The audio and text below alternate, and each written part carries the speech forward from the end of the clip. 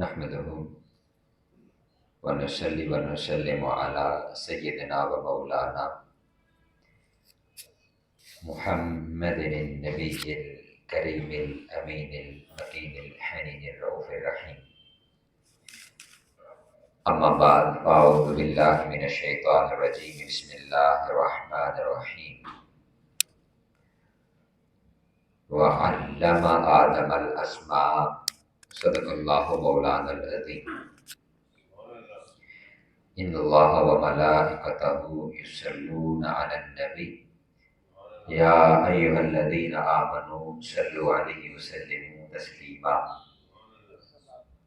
اللهم صل على سيدنا ومولانا محمد وعلى آله وصحبه وبارك وسلم. صلاة وسلام عليك يا سيدي يا رسول الله وعلى آلك وأصحابك يا سيدي يا حبيب الله. الصلاة والسلام عليك يا سيدي يا رحمة للعالمين وعلى آلك وأصحابك يا سيدي يا شفيع المذنبين يا خاتم النبيين. اللہ جل مجدہ کے فضل و کرم اور کریم آقا صلی اللہ علیہ وآلہ وسلم کے نارین مبارکہ کے تصدق سے بحمدہ تعالی جمعۃ المبارک اس عظیم بابرکت دن اللہ رب العزت کے حضور اس کے گھر میں ہم موجود ہیں. رجب المرجب کا بڑا ہی بابرکت اور عظیم مہینہ شروع ہو چکا ہے، اور یہ مہینہ اس لیے بھی اس کو اہمیت اور فضیلت بھی حاصل ہے کہ اس کو اللہ رب العزت نے اپنا مہینہ قرار دیا ہے، اور یہ گویا کہ ہماری رمضان سے پہلے جو تیاری ہوتی ہے وہ اس کا آغاز یہاں سے ہو جاتا ہے. اس ماہ مبارکہ کو بڑی ہی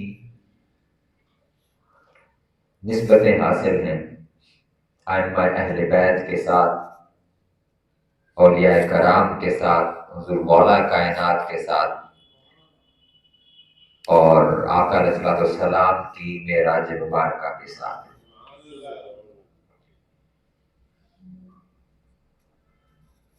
تو اللہ رب العزت کی بارگاہ میں دعا ہے کہ وہ ہمیں اس ماہ مبارک کی کا ادب کرنے اور اس کی برکات کو سمیٹنے کی توفیق عطا فرمائے. آج کی جو ہماری گفتگو ہے وہ ذرا معمول سے ہٹ کر ہے اور ایک انتہائی اہم موضوع آج ہم آپ کے ساتھ شیئر کرنے جا رہے ہیں. یہ ہم میں سے ہر فرد کی ہمیشہ سے یہ ضرورت رہی ہے، اور یہ ضرورت اس وقت سے ہے جس وقت سے اللہ رب العزت نے پہلے انسان کو تخلیق فرمایا ہے. یہ ضرورت اس وقت سے ہے. مجھے یاد ہے کہ میں جب اس مسجد کے اندر میری حاضری ہوئی تو محترم حاجی غلام مرتضیٰ صاحب سے میں نے ایک ہی گزارش کی تھی، وہ یہ تھی کہ میں نے کہا کہ ہم اس خطبہ جمعہ کو یہ صرف معمول کا، یہ روٹین کا خطاب نہیں رہا کرے گا، بلکہ ہماری یہ کاوش اور کوشش ہوگی کہ اس سے ہم لوگوں میں علم اور شعور بیدار کر سکیں. یعنی یہ محض حظ لینے، ذوق پورا کرنے کے لیے نہ ہو، ایسا نہ ہو کہ لوگ روٹین کے لیے جمعہ پڑھنے آتے ہیں، وہ جمعہ پڑھیں اور گھروں کو واپس لوٹ جائیں اور انہیں کچھ حاصل وصول نہ ہو. تو ہماری یہ کوشش رہی کہ آپ دوستوں کے ساتھ علمی بات شیئر کی جائے، علم کو شیئر کیا جائے، علم کو بانٹا جائے، علم پڑھا اور پڑھایا جائے.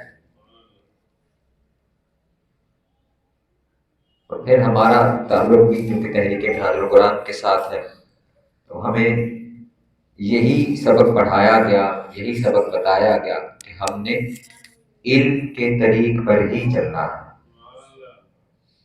اور علم کے راستے کے ذریعے ہی عوام کی خدمت کرنی ہے. آج بھی جو ہمارا موضوع ہے وہ موضوع یہی علم ہے کہ اٹ سیلف، یہ جو علم ہے یہ ہے کیا شے، اور اس کی اہمیت اور ضرورت کیا ہے، یہ کتنی اہمیت کی حامل چیز ہے علم itself، علم۔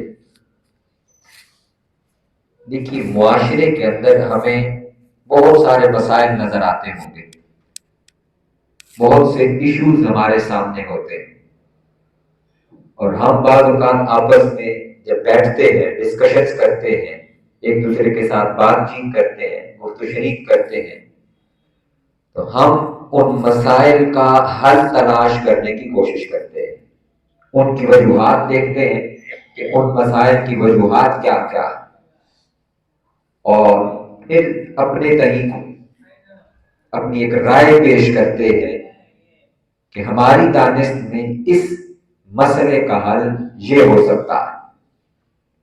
جیسا کہ اگر سوال کیا جائے کہ ہمارے اس ملک پاکستان کا سب سے بڑا مسئلہ کیا ہوگا، تو آپ کے خیال میں کیا ہوگا سب سے بڑا مسئلہ اور پرابلم؟ کوئی دوست اگر شیئر کر دیں۔ مہنگائی ہے، غربت ہے، سیاسی عدم استحکام ہے، معاشی طور پر لوگ مسائل کا شکار ہیں، پھر اس کے ساتھ ساتھ ایک اور چیز ہے تو وہ معاشرتی مسائل ہیں بہت سارے، پھر آئلی زندگی کے اندر لوگوں کے مسائل ہیں، خاندانی ایشوز ہیں، لڑائی جھگڑے ہیں، باہر نکلے تو گالا گلوچ ہے، ایک دوسرے کے ساتھ لڑائی جھگڑا ہے، اخلاق اس وقت معاشرے سے ختم ہوتے چلے جا رہے ہیں، پھر اسی طرح دین اور مذہب ہے، تو اس حوالے سے بھی ہماری معلومات واجبی سے ہیں، تو وہ معاشرے کے اندر ایک الگ تماشا لگا ہوا ہے دین کے حوالے سے، مذہب کے نام کے اوپر، یہ بہت سارے مسائل ہیں۔ اب اگر ہم مسائل تو بہت سارے ہیں، اگر ان کی وجہ تلاش کریں، جیسے اگر آپ نے کہا کہ مہنگائی اور غربت ہے، تو میرا سوال ہوگا کہ اس کی وجہ کیا ہو سکتی ہے، اس کی وجہ تلاش کریں، ان سارے مسائل کی وجہ کیا ہوگی۔ تو بعض اوقات کوئی کہے گا، کوئی گورنمنٹ کو اس کا مورد الزام ٹھہرائیں گے ہم میں سے کچھ احباب کہ گورنمنٹ کی نااہلی کی وجہ سے یہ غربت اور معاشی مسائل ہیں، کوئی اس کو کرپشن کو اس کی وجہ قرار دے گا۔ الغرض ہر کوئی اپنی اپنی ایک اسسمنٹ ضرور اس پر رکھتا ہے کہ فلاں وجہ ہے، اس وجہ سے ملک کے اندر یہ مسائل ہیں۔ آئیے قرآن مجید سے پوچھتے ہیں کہ ہمارے اگر یہ مسائل ہوں تو ان سارے مسائل کا حل کس چیز کے اندر ہے، کیونکہ ہر چیز کا حل قرآن مجید کے اندر موجود ہے۔ اللہ رب العزت نے یہ بڑی خوبصورت الہامی کتاب ہمیں عطا فرمائی ہے اپنی بارگاہ سے، کیونکہ یہ اس کا کلام ہے، اور یہ اعجاز اور اپنے اندر ہمارے مسائل کا حل اور ہدایت لیے ہوئے ہیں۔ فرق صرف یہ ہے کہ ہم اس میں سے کتنے رہنمائی حاصل کرتے ہیں۔ اب اللہ رب العزت نے جب یہ انسان تخلیق فرمایا، آدم علیہ السلام کو اللہ رب العزت ابھی تخلیق فرما رہا ہے، اس وقت اللہ رب العزت نے فرشتوں کے سامنے اپنے ارادے کا اظہار فرمایا۔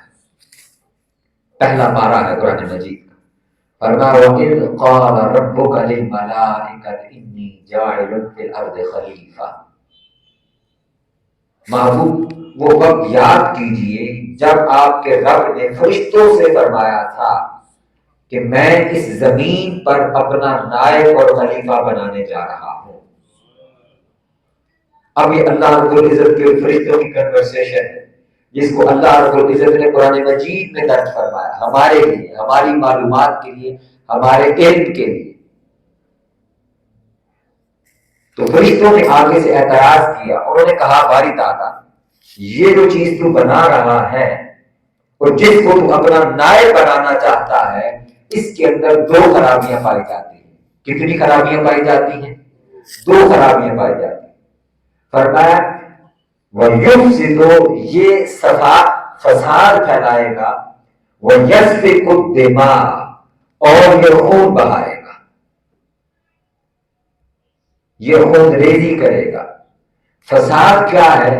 فساد یہ ہے کہ ہر انسان دوسرے انسان کے ساتھ جھگڑا کرے، لڑائی کرے، گالا گلوچ کرے، اس کا حق کھائے، کرپشن کرے، جھوٹ بولے، بددیانتی کرے، خیانت کرے۔ جتنے مسائل ہم نے پہلے گن لیے، یہ فساد ہے زمین کے اندر، کہ زمین پر امن نہ رہے، سکون نہ رہے، ہر شخص اپنی عزت بچانے کے چکر میں ہو، یہ فساد ہے۔ دوسرا فرمایا کہ ایک تو فساد پھیلائے گا اور پھر اس فساد کو اس کی ایکسٹریم پر لے کر کے جائے گا، اور وہ کیا ہے؟ پھر یہ خون بھی بہائے گا، یہ دہشت گردی کرے گا، یہ جنگیں کرے گا، یہ لڑائیاں کرے گا، یہ قتل و غارت گری کرے گا۔ یہ باری تعالیٰ تو جس کو نائب بنانا چاہتا ہے۔ اچھا، یہ انسان کے بارے میں فرشتوں کے کمنٹس تھے۔ یہ باری تعالیٰ جو تو انسان تخلیق فرما رہا ہے، اس میں یہ پرابلمز آئیں گی آنے والے وقتوں کے اندر، اور ہمارے سامنے یہ ہے بھی۔ اچھا، اس کے ساتھ ہی فرشتوں نے اپنی سی وی پیش کر دی۔ فرشتوں نے کیا پیش کر دی؟ اپنی سی وی پیش کی۔ میں اس کو اپنی سی وی کیوں کہہ رہا ہوں؟ دیکھیے، انسان جب کسی جاب کے لیے اپلائی کرتا ہے تو سی وی اپلائی کرتا ہے تو اس پر اپنی کارکردگی لکھتا ہے کہ میری کوالیفیکیشن کیا ہے، میری تعلیم کتنی ہے، میں کتنا پڑھا ہوا ہوں، میرے پاس کیا کیا سکلز ہیں، کیا کیا ایبلٹیز ہیں، کیا کیا مہارتیں ہیں۔ یہ سارا کچھ سی وی کے اندر درج کیا جاتا ہے، اور کہا جاتا ہے کہ یہ جو آپ جس مقصد کے لیے جو آپ کی جاب ہے، اس کے لیے میں زیادہ سوٹیبل کر سکوں۔ تو فرشتوں نے جب سنا کہ اللہ رب العزت فرما رہا ہے کہ میں یہ جو کچھ اب بنا رہا ہوں، انسان تخلیق کر رہا ہوں، اس کو اپنا آگے چل کر میں اس کو اپنا نائب اور خلافت اس کو دوں گا، اپنی نیابت عطا کروں گا۔ تو فرشتوں نے کہا باری تعالیٰ یہ تو فساد پھیلائے گا اور خون بہائے گا، اور ہم اپنی سی وی میں انہوں نے کیا درج کیا؟ اپنی مہارتیں۔ باری تعالیٰ ہم کیا کرتے ہیں؟ ہم تو تیری تسبیح بیان کرتے ہیں اور تیری حمد بیان کرتے ہیں، تیری تقدیس بیان کرتے ہیں۔ ہم سبحان اللہ کی تسبیح پڑھتے ہیں، ہم اللہ اکبر کی تسبیح پڑھتے ہیں، ہم الحمدللہ کی تسبیح پڑھتے ہیں، ہم ہر لمحہ یا سجدے ہیں یا رکوع میں ہیں تیری اطاعت کے اندر ہے۔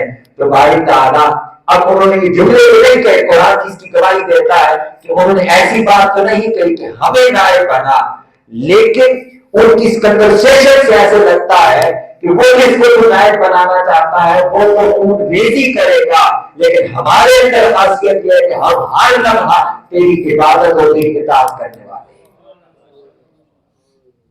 اللہ رب العزت نے یہ بات سن لی، سن کر فرمایا انی اعلم ما لا تعلمون، فرشتوں جو میں جانتا ہوں وہ تو نہیں جانتے۔ اب اس بات کو یہاں پاس رکھ لیتے ہیں، آگے چلیے۔ آدم علیہ السلام کی تخلیق ہو جاتی ہے، وہ پہلا انسان جس کو اللہ رب العزت نے یہ مٹی سے وجود بخشا، فرمایا خلق الانسان من صلصال من حمأ مسنون، ہم نے اس کو ٹھیکرے کی طرح بچتی ہوئی مٹی سے اس کی تخلیق کی ہے۔ وہ پہلا انسان، اس کا پہلا پتلا تیار ہوگا، ابھی اس میں جان نہیں آئی، وہ مٹی کا ایک پتلا ہے، بے جان ہے۔ اللہ رب العزت فرماتا ہے وَنَفَخْتُ فِيهِ مِن رُوحِي، میں نے اس پتلے کے اندر اپنی روح پھونکی، اب اس کے اندر جان آ گئی۔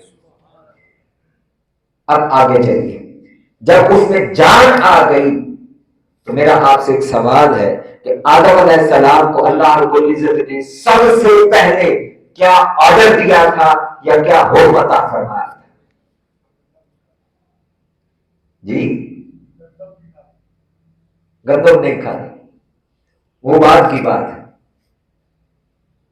اللہ رب العزت نے آدم علیہ السلام پہلا انسان تخلیق فرمایا، تخلیق فرمانے کے بعد اپنی روح پھونکی، روح پھونکنے کے بعد سب سے پہلی چیز رب کائنات نے جو اس انسان، اس آدم کو جس کے بارے میں فرمایا کہ اس کو میں اپنا نائب، اپنا خلیفہ بنانے جا رہا ہوں، وہ پہلی چیز جو انسان کو اللہ رب العزت نے عطا فرمائی وہ علم عطا فرمایا۔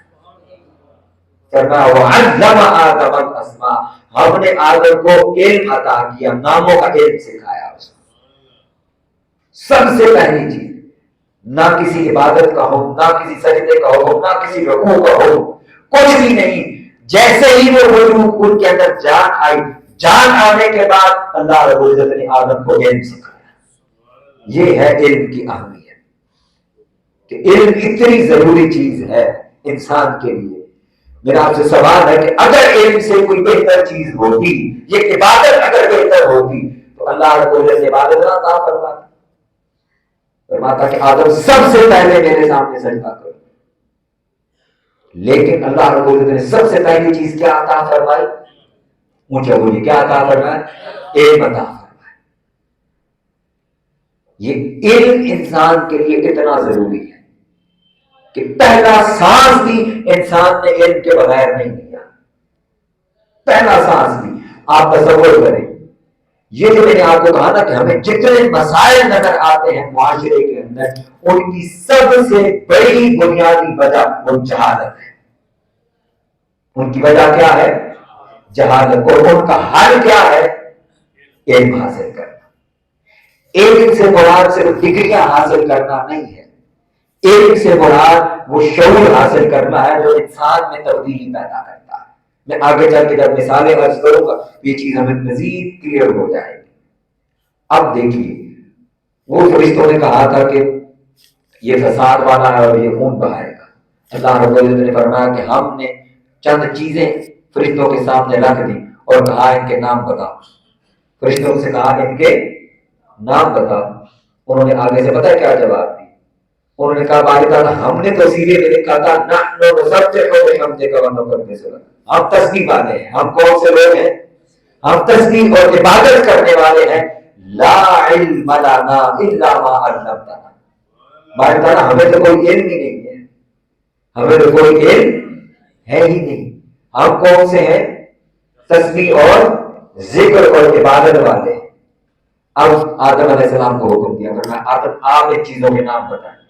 آدم علیہ السلام نے جیسے ہی نام بتائے فرمایا اسجدوا لآدم، وہ تسبیح اور ذکر والوں سے فرمایا اس علم والے کے سامنے سجدہ کرنا۔ یہ ہے علم کی اہمیت، یہ ہے علم کا مقام و مرتبہ، کہ اللہ رب العزت نے انسان کو جو فضیلت دی ہے فرشتوں پر، باوجود اس کے کہ اس کے اندر فساد اور خون ریزی کا عنصر موجود ہے، فرمایا یہ بہتر اس لیے ہے کہ اس کو ہم نے اپنی بارگاہ سے علم عطا کیا ہے۔ جب انسان میں علم اور شعور آ جاتا ہے پھر وہ انسانیت کی معراج کی طرف سفر کرتا ہے۔ وہ جس مقصد کے لیے اللہ رب العزت نے اس کو تخلیق فرمایا وہ اس کی طرف چل پڑتا ہے، پھر وہ امن کی طرف، وہ محبت کی طرف، وہ رواداری کی طرف جاتا ہے۔ پھر اس کو علم ہوتا ہے کہ دوسروں کے حقوق کیا ہے، میں نے ان کو پامال نہیں کرنا، میں نے دوسروں کا خیال رکھنا، ان سے محبت کرنی، ان سے اخلاق سے پیش آنا، ان کا حق نہیں کھانا، بددیانتی نہیں کرنی، خیانت نہیں کرنی، کرپشن نہیں کرنی، جھوٹ نہیں بولنا، گالی گلوچ نہیں کرنی، بدتمیزی نہیں کرنی۔ یہ ساری چیزیں ان کی وجہ جہالت ہے، اور ان کو دور کرنے کا ایک ہی علاج ہے، وہ علاج کیا ہے؟ علم۔ وہ علاج کیا ہے؟ علم۔ اس کے بعد اللہ رب العزت نے آدم علیہ السلام کو فرمایا کہ پھر ہم نے ان کو جنت میں بھیجا اور وہاں حکم دیا کہ یہ پھل نہیں کھانا۔ یہ بعد کا واقعہ ہے، وہ جنت میں جانے کے بعد۔ لیکن روح پھونکنے کے بعد پہلی چیز کیا عطا کی آدم علیہ السلام کو؟ علم عطا کی۔ اب آئیے قرآن مجید سے، وہ میں نے کہا کہ ہمارے مسائل کا حل کیسے ہے۔ قرآن مجید میں اللہ رب العزت نے مختلف قوموں کا ذکر کیا ہے، اور ان قوموں کی ایک ایک برائی گروائی ہے کہ ان کے اندر یہ عیب پایا جاتا ہے، یہ برائی پائی جاتی ہے، جس کی وجہ سے اللہ نے ان کی پکڑ کی۔ مثلا لوط علیہ السلام کی قوم کا ذکر کیا قرآن مجید میں اللہ رب العزت نے، فرمایا کہ لوط علیہ السلام کی قوم کے اندر ایک اخلاقی بیماری تھی، اخلاقی گراوٹ تھی، بے حیائی کا کام کرتے تھے۔ اب میں جان بوجھ کر اس برائی کا ذکر نہیں کر رہا، فرمایا کہ ان کے اندر وہ پرابلم پایا جاتا تھا آگے چلیں، موسیٰ علیہ السلام کی قوم وہ سیاسی مسائل سے دوچار تھے، ظالم حکمران تھا فرعون اوپر۔ قرآن کہتا ہے کہ وہ ان کے بچوں کو بیٹوں کو ذبح کرتا، ان کی بیٹیوں کو غلام اور کہیں سے بنا دیتا، اور پوری قوم کو یرغمال بنایا ہوا، اپنا غلام بنایا ہوا۔ یہ بنی اسرائیل کا حال بیان کیا۔ پھر اسی طرح حضرت شعیب علیہ السلام کی قوم کے بارے میں کرنا ہے، ورنہ ان کو کرپشن کی بیماری تھی، وہ ناپ توڑ میں کمی کرتے، کرپشن پائی جاتی تھی ان کے اندر۔ یوسف علیہ السلام کی قوم، یوسف علیہ السلام مصر میں پہنچے تو قرآن کہتا ہے کہ وہ ایک خواب کا جو ذکر کیا کہ ان کو 60 سال کی قحط سالی تھی، آگے آ رہی تھی 60 سال کی قحط سالی، بھوک، غربت، معاشی مسائل ان کے سامنے تھے معاشی طور پر۔ تو الغرض مختلف قوموں کے مختلف مسائل ہیں، یہ سارے ان مسائل کو حل کرنے کے لیے اللہ رب العزت نے اپنی بارگاہ سے انبیاء بھیجے کہ جا کے ان قوموں کے ان مسائل کو حل کر دو۔ اب وہ جو انبیاء ہیں ان کا قرآن مجید نے ایک ہی تعارف بیان کیا ہے کہ وہ کون سا نسخہ لے کر آئے ہیں۔ اسی طرح آقا علیہ السلام کی قوم کا ذکر کرتے ہیں جس کو ہم دور جاہلیت کہتے ہیں، جہاں پر نہ اخلاق ہے، نہ معیشت ہے، نہ کوئی کردار ہے، نہ کوئی زندگی ہے، نہ کوئی سیاست ہے، قبائلی طور پر بکھرے پڑے ہیں، آپس میں لڑ جھگڑ رہے ہیں، جنگ ہوتی ہے تو سبھیوں جنگ لڑائی رہتی ہے، بکریوں کو پانی پلانے کے اوپر جنگ، بیٹیوں کو زندہ درگور کر رہے، باپ مر گیا تو ماں کے علاوہ باپ کی جتنی بیویاں ان کے ساتھ نکاح ہو رہا ہے، اور اس کے علاوہ الغرض ان کے اندر بے شمار قسموں کی برائیاں اور عیب پائے جاتے ہیں۔ یہ آقا علیہ السلام سے پہلے کا دور، حضور کی قوم کا ذکر۔ اسی طرح بنی اسرائیل کا اگر ذکر سنیں، جب عیسیٰ علیہ السلام ان کے پاس تشریف لائے، انہوں نے پچھلی سارے انبیاء تک آ چکے ہیں۔ بنی اسرائیل میں آخری نبی عیسیٰ علیہ السلام ہے، اور آقا علیہ السلام سے پہلے آخری نبی عیسیٰ علیہ السلام، یعنی ان کے بعد پھر صرف حضور تشریف لائے۔ تو سارے انبیاء آ چکے، کتابیں آ چکی، انہوں نے کیا کیا؟ انہوں نے ساری شریعت بدل کر رکھ دی، مرضی کے فتوے، مرضی کے حکم نامے جاری کرنا، شریعت کو بدل دیا، بادشاہ جیسے کہتے ویسے کرنا شروع کر دیا۔ یہ معاملات ہیں ان قوموں کے۔ تو میں نے آپ کو مختلف قوموں کے مختلف مسائل عرض کر دیے کہ ان کے یہ مسائل ہیں۔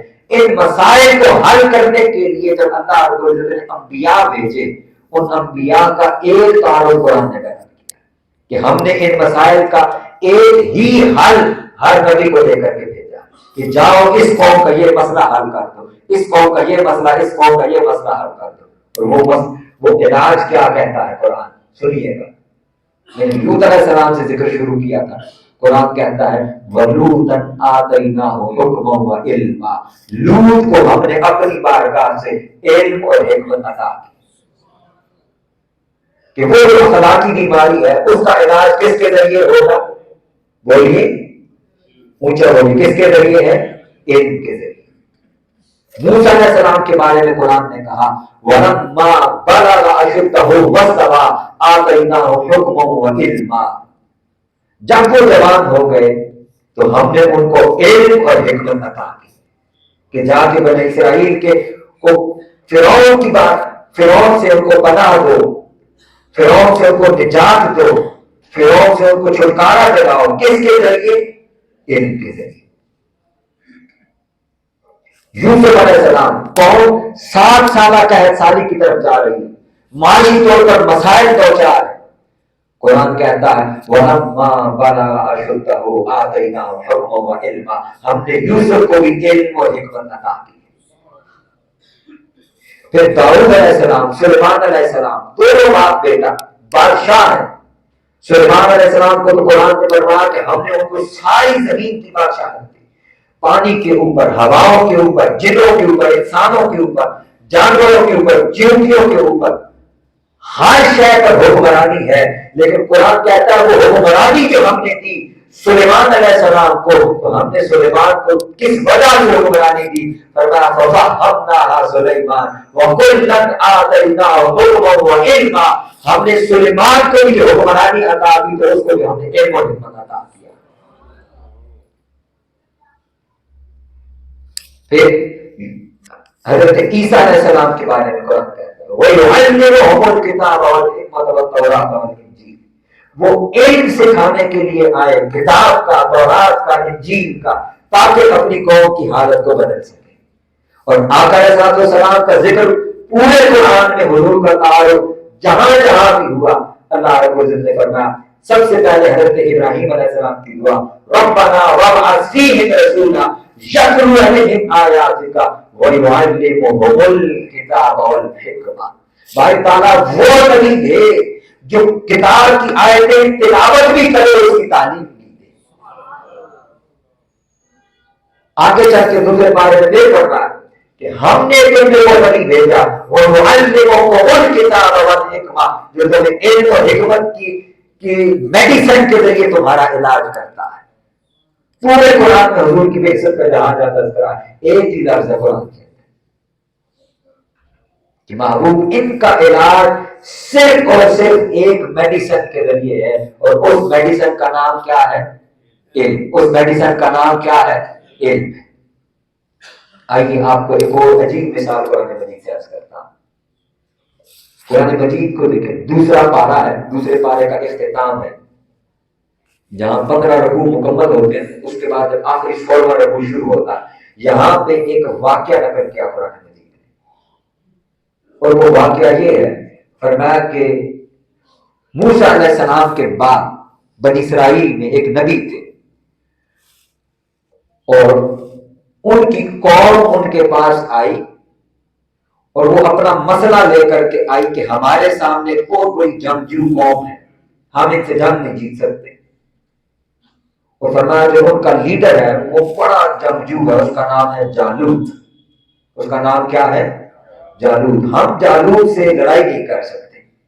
اللہ رب العزت اگر ہمارا کوئی ایک لیڈر مقرر کر دے تو ہم جو ہمیں اس جالوت سے نجات دے، اور یہ جو قوم ہے جنگجو قوم، اس سے ہمیں نجات مل جائے۔ تو تفسیر کی کتابوں میں اس نبی کا نام آتا ہے حضرت شموئیل علیہ السلام۔ ان کا نام کیا آتا ہے؟ ان کا نام کیا ہے؟ شموئیل علیہ السلام۔ ان کی طرف اللہ نے وحی کی، اور وحی یہ کی کہ فرمایا یہ جو آپ کی بستی میں طالوت رہتا ہے، کون رہتا ہے؟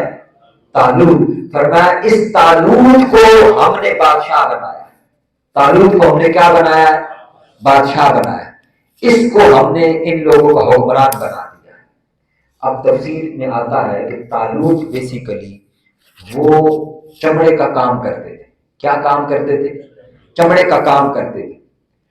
باقی جو بڑے بڑے سردار تھے، وڈیرے تھے، جن کے پاس پیسہ تھا، دولت تھی، جاگیر تھی، معیشت تھی، تاجر تھے بڑے بڑے، وہ سارے اللہ کے نبی کے پاس آئے اور ان کے پاس آ کر کہنے لگے قالوا انا یکون له الملک علینا ونحن حق بالملک منه ولم یؤت سعة من المال۔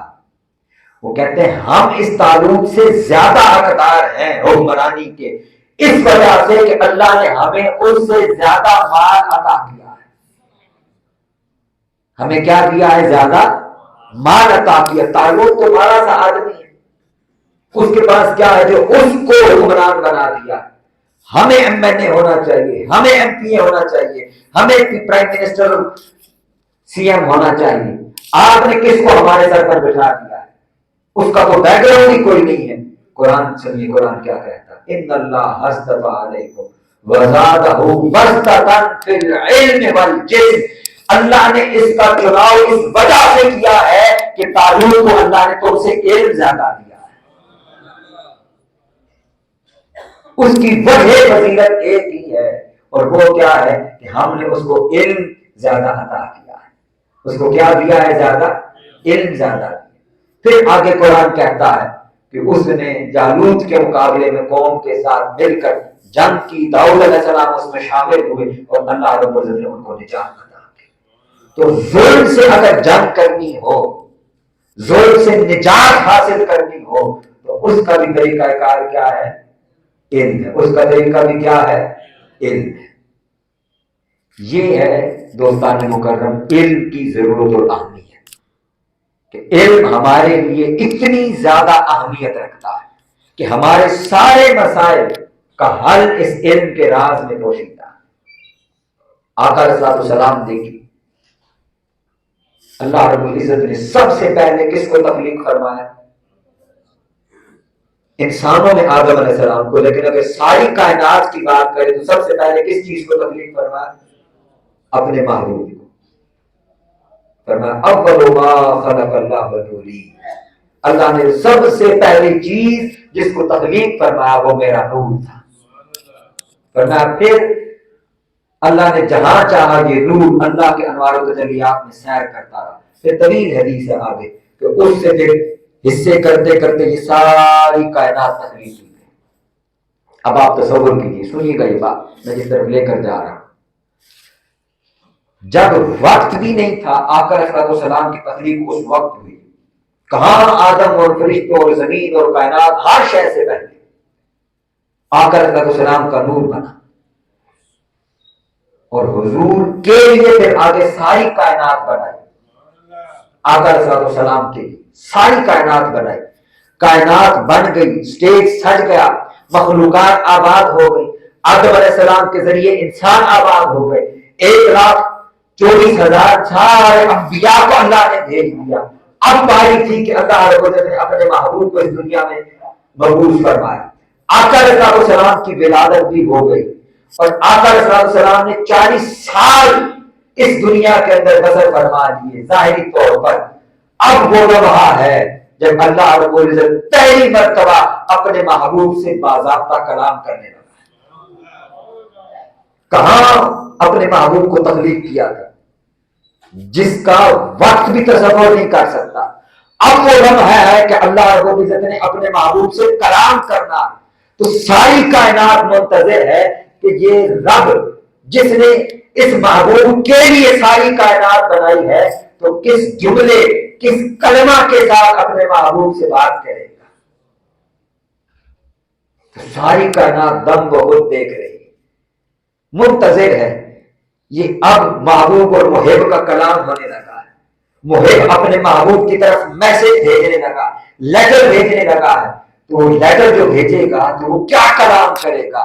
اس رب نے اپنے محبوب سے جو پہلا کلام کیا باضابطہ اس دنیا کے اندر فرمایا اقرأ بسم ربک الذی خلق۔ محبوب پڑھیے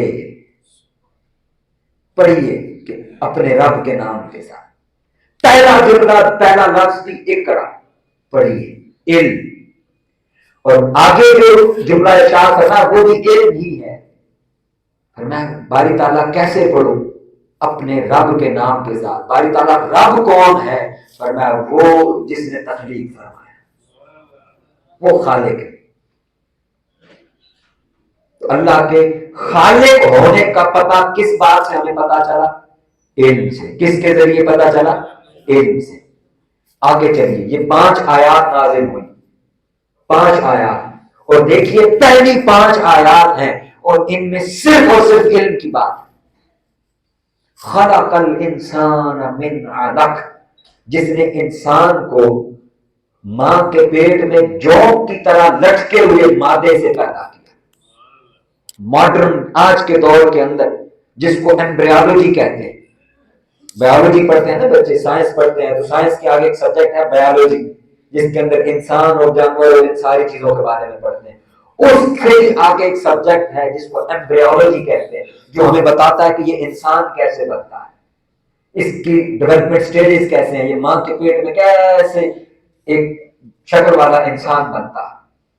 یہ سائنس ہے آج کے دور کے اندر، اور اللہ رب العزت اپنے محبوب سے کلام فرما رہا ہے تو ان کو سائنس کا علم عطا فرما۔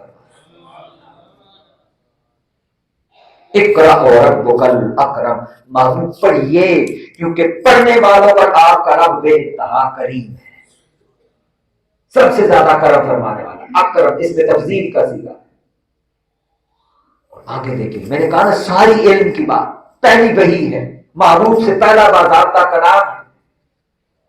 الذی علم بالقلم، قلم کا ذکر اور علم کا ذکر، فرمایا ہم نے وہ رب، وہ خالق ہے، وہ کون ہے؟ وہ جس نے قلم کے ساتھ انسان کو علم سکھایا۔ لکھنے پڑھنے کی بات ہو رہی ہے۔ اور آگے علم الانسان ما لم یعلم، اور انسان کو وہ سکھایا جو وہ نہیں جانتا تھا۔ اور حضور سید شیخ الاسلام نے یہاں ترجمہ کیا کہ اپنے محبوب کریم صلی اللہ علیہ وآلہ وسلم کو وہ سارا علم عطا فرما دیا۔ آقا علیہ السلام کو کیا کیا؟ سارا علم عطا فرما دیا۔ یہ پہلی وحی ہے۔ پہلی وحی میں کس چیز کا ذکر ہے؟ علم کا۔ کس چیز کا ذکر ہے؟ علم کا۔ کہ محبوب آپ نے جب اپنی مکہ میں اہل مکہ کے پاس جانا ہے، ان قریشیوں کے پاس جانا ہے، یہ جو بت پرست قوم ہے، یہ جو خدا کو بھولی ہوئی، نہ اخلاقیات، نہ کردار، نہ کوئی اور معاملہ ہے ان کا، تو محبوب ان کو راہ راست پر کیسے لانا ہے؟ محبوب وہ ایک ہی طریقہ ہے، وہ طریقہ کیا ہے؟ علم کے ذریعے۔ محبوب ان کو علم دیجیے، اللہ کے ہونے کا علم دیجیے، اخلاقیات کا علم دیجیے، ہدایت کا علم دیجیے۔ حضرت جعفر طیار رضی اللہ تعالی عنہ جب نجاشی کے دربار میں تھے، جب مسلمانوں نے ہجرت کی نا حبشہ کی طرف، اور نجاشی کے ملک تھا، نجاشی اس ملک کا بادشاہ تھا حبشہ کا، اس کے پاس ابو سفیان جو اس وقت ابھی مسلمان نہیں تھے، انہوں نے کہا کہ یہ تمہارے پاس مکہ کے کچھ لوگ آئے ہیں اور یہ یہاں پر خرابی پیدا کریں گے، اس لیے کہ یہ ایک نئے دین کے دعوے دار ہیں۔ ان کے وہاں مکہ میں ہمارا ایک ہے، اس نے نبوت کا دعویٰ کیا اور یہ نئے دین کے دعوے دار ہیں۔ نجاشی نے مسلمانوں کو بلا لیا کہ آؤ۔ اب اس نے سوال کیا حضرت جعفر طیار سے، اس نے کہا کہ ہاں بھی بتاؤ کیا معاملہ ہے تمہارا؟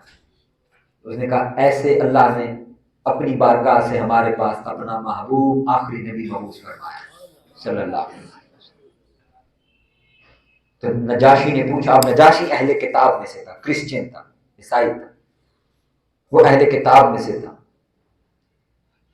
تو اس نے کہا، اب وہ تو جانتا تھا نا کہ اللہ نے اپنا آخری نبی مبعوث کرنا ہے، بھیجنا ہے، اور یہ بھی جانتے تھے کہ وہ مکہ اور قریش میں آنا ہے، ساری تفصیل۔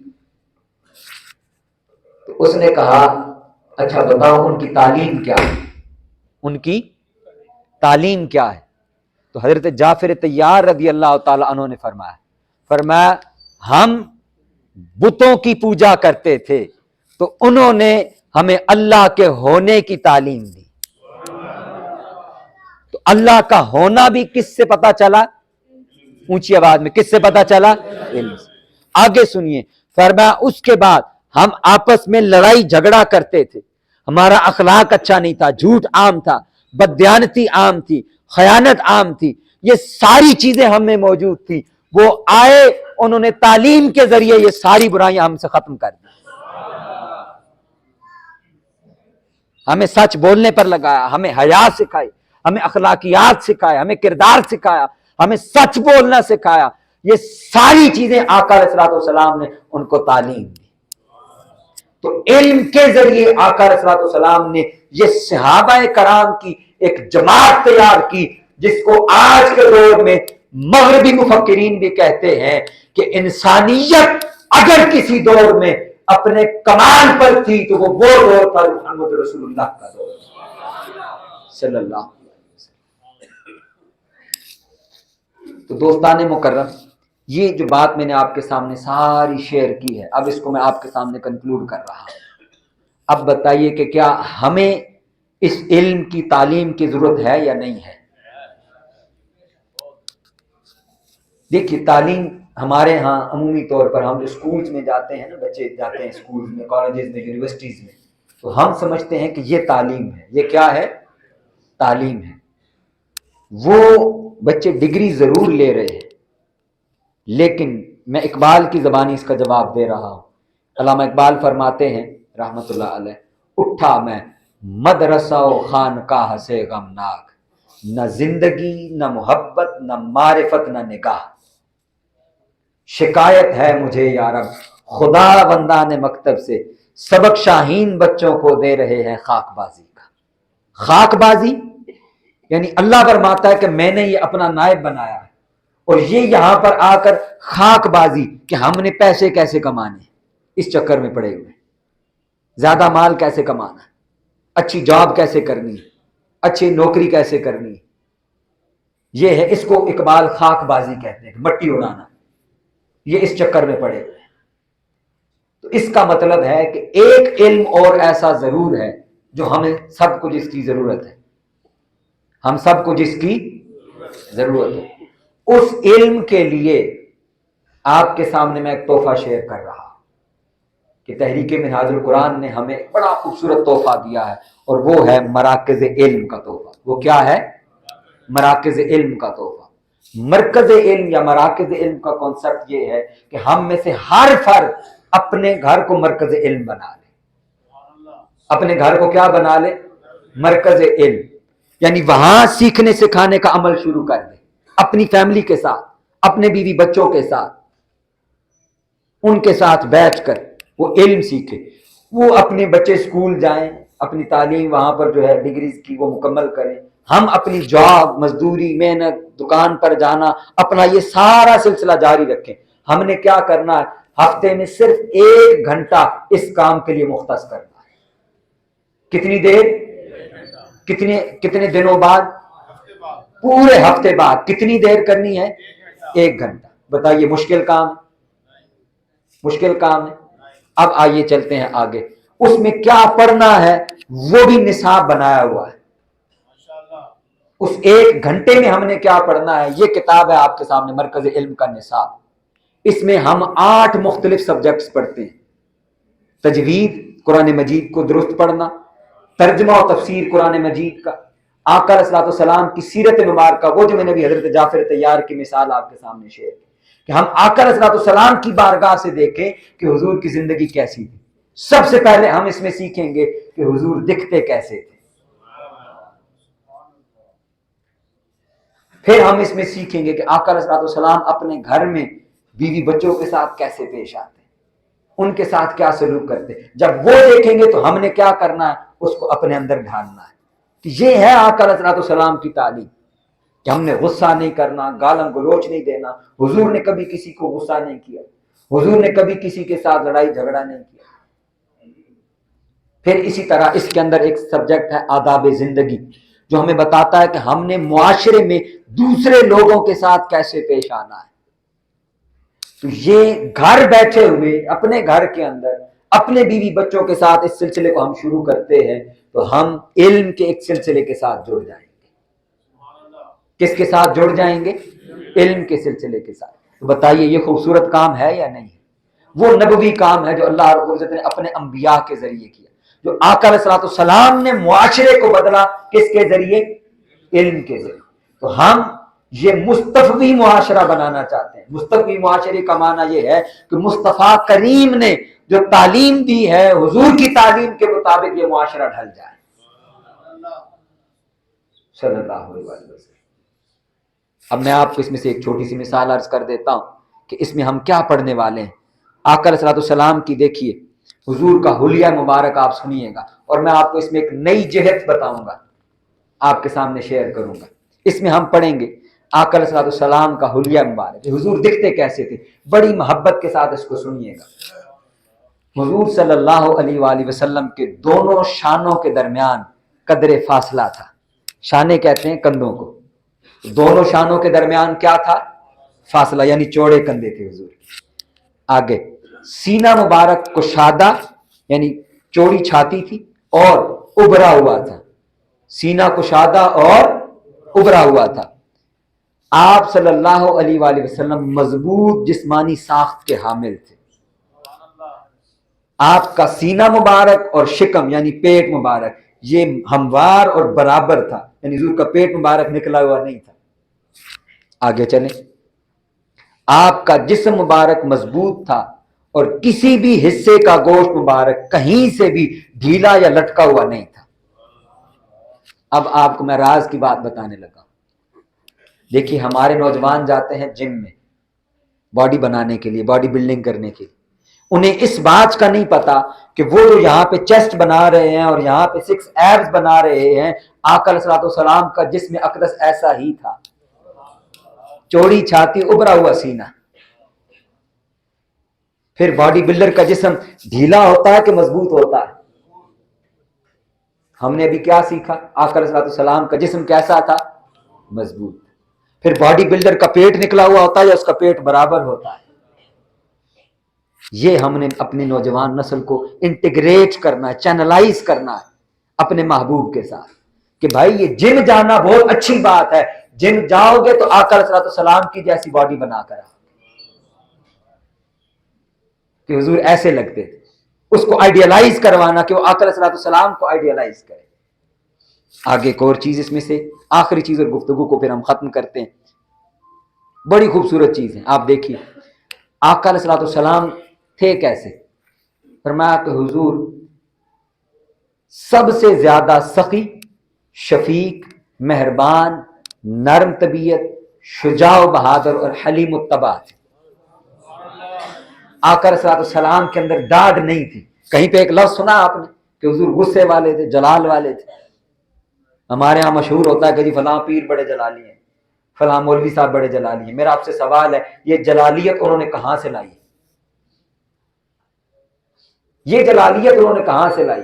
یہ غصہ کہاں سے لایا؟ آقا علیہ الصلوۃ والسلام تو ایسے نہیں تھے. حضور کی تو یہ سنت ہے ہی نہیں. بھئی ان کا جتنا بھی بڑا منصب ہوگا ولایت کے اندر، حضور سے بڑھ کر تو نہیں ہے نا.